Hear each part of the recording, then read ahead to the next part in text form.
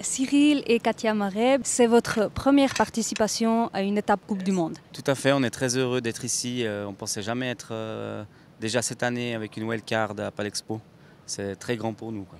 Vous étiez vice-champion suisse en 2011 à un attelage à 2 chevaux, médaillé de bronze en 2014 avec cette fois 4 chevaux. Vous restez dans la catégorie des 4 chevaux maintenant? Alors on aimerait bien, mais c'est toute une question de budget. Donc l'année passée, en gros, ça fait environ une douzaine d'années qu'on fait de l'attelage à 2 chevaux.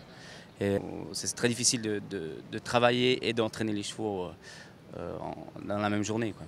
Voir comment ça va. Et maintenant, on a vraiment croché là-dedans. Donc je pense qu'on va continuer les 2 prochaines années, c'est sûr. Ça dépendra des sponsors qu'on aura et de la suite, quoi. Vous ne faites pas que de l'attelage dans votre vie professionnelle, vous êtes également maréchal. Ouais, tout à fait, donc j'ai ma propre entreprise depuis 10 ans et on va travailler avant d'aller entraîner les chevaux. C'est deux choses différentes, donc c'est grâce à la maréchalerie que je peux aller en concours. Comment se passe un entraînement en attelage? Bon, la base déjà, c'est de trouver des chevaux qui soient déjà bien mis en dressage, des chevaux montés, on essaie de les travailler à la selle ou à la longe.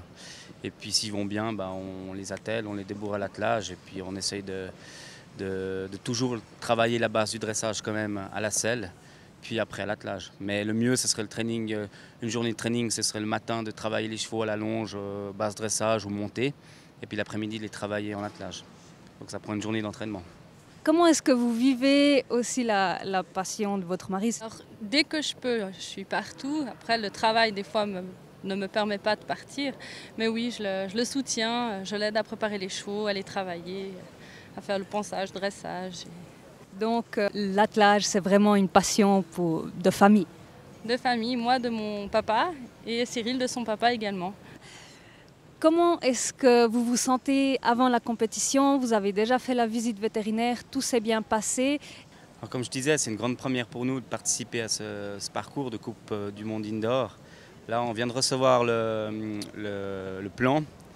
Il y aura minimum, je pense, 2 à 3 fois passer dans la rivière. C'est ce qui nous stresse un peu. Les chevaux, ils ne connaissent pas la piste ici. Donc c'est clair que pour aujourd'hui, on va essayer d'assurer au maximum, de ne pas se prendre au jeu, parce que c'est clair qu'on se prend au jeu avec la musique, les chevaux aussi, d'aller trop vite et puis tout démonter ou de faire n'importe quoi. Je vais essayer d'aller le plus calmement possible, tout en essayant quand même d'aller assez vite, mais en assurant aujourd'hui l'épreuve du vendredi. On a des chevaux de ce qu'on a à l'écurie, hein. On n'a pas trop les moyens d'acheter des bons chevaux.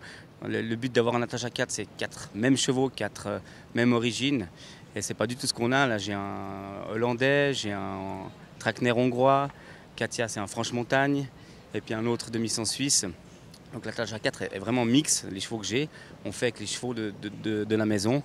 Et même avec ça, on arrive quand même à former un joli attelage, donc c'est ça qui est extraordinaire. Je suis plus parti dans des chevaux alezans, après c'est un peu les goûts, les couleurs. Mais maintenant, on est en train d'essayer d'investir plus dans des chevaux hollandais, parce que beaucoup le cheval hollandais est bien vu dans l'attelage ces dernières années. Et je pense qu'on va trouver le moyen d'acheter des nouveaux chevaux pour les prochaines années. Mais aujourd'hui, on fait avec ce qu'on a. Et puis, des fois, il y a des chevaux qui vont mieux en volée ou mieux au timon. On essaye d'entraîner avec les chevaux qu'on a et puis on fait avec, quoi. Alors on l'a dit, aujourd'hui, c'est l'épreuve qualificative pour dimanche. Si vous êtes qualifié, quels seront vos objectifs pour la finale? Bonne question. Je ne me rends pas compte trop encore aujourd'hui comment ça va se passer. Donc si ça se passe bien aujourd'hui, eh ben, je vais dire pour dimanche de faire la même chose que vendredi. Mais le mieux, c'est de terminer le parcours sans le maximum de fautes possibles, sans erreur, et de faire au mieux possible, quoi.